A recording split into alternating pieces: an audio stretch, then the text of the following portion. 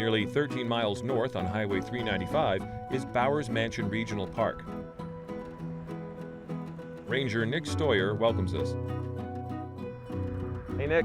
Hi there. Welcome to Bowers Mansion Regional Park. Thank you. Great to be here. It's beautiful. I remember coming here as a kid in school, and it's just exactly like I remember it, but it's been so long that I'm excited to come back. Oh, definitely. We're excited to have you here. Yeah, this place has a lot of history, a lot of things to share. Really, it's a beautiful, not just building, but it's a beautiful park. It is, thank you. People have been coming to this park since the Victorian era to swim in the pools and play on the grounds and picnic, so that's kind of the beauty of this park.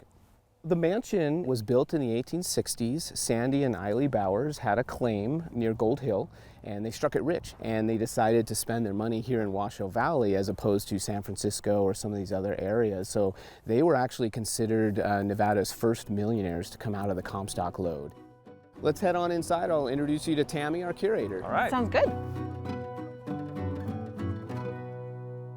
Hi there. Hey.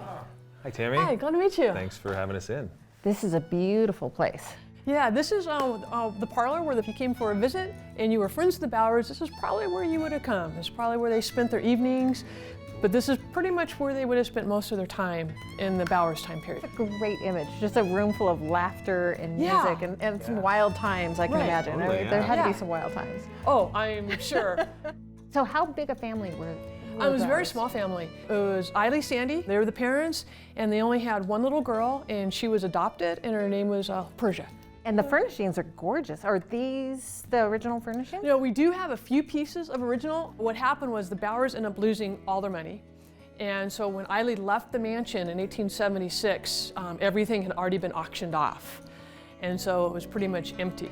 By the 1940s, after many years of it being run as a resort, a group of women started a campaign to save the mansion. And that's when we became a county park, but then there was nothing in it. And so they started a campaign to furnish it. So we have more than 1,000 items throughout the mansion, all of which have been donated by locals. People donate little tiny things that make it a home. And we'll head upstairs. So this is Sandy's room. This is his sitting room, and then over here would be his bedroom. That feels like a very short bed to me. Yeah, and this is an actual original bedroom set from the Bowers that was donated back. And yeah, people are much taller today. Sandy was my height and considered very tall for the time. But this was actually one of the Bowers beds. And upstairs there was no heat. And there's also a bedroom downstairs, and we believe that's where they actually lived. This was a lot for show. Really cool to get to come back and experience this bit of history. It's a mansion that belongs to Nevadans. So I feel like we're starting to climb up into the pines now. Yes. It's Nevada, where the desert meets the hills. You're quoting a song.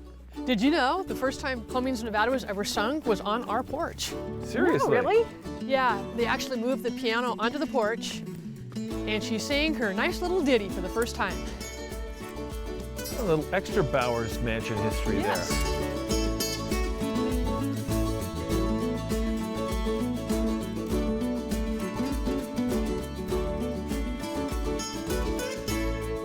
It's interesting that all three are up here together, even though they lost their fortune, they lost the mansion, but they all ended up here?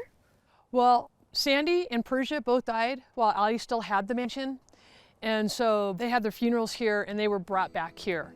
Eiley, after she loses a mansion, ends up living in California, mostly San Francisco.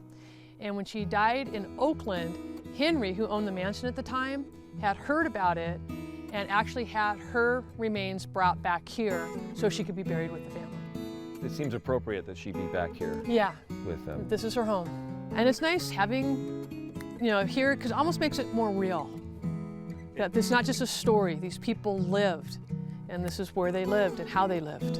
And Nevadans, they love the mansion and they take pride in it and they take ownership of it too, because again, it belongs to Nevada's children. This was a day for connecting with the past, and it left us with a sharper picture of some fascinating Nevada history. We'll reflect on that as the day ends, and we look forward to tomorrow.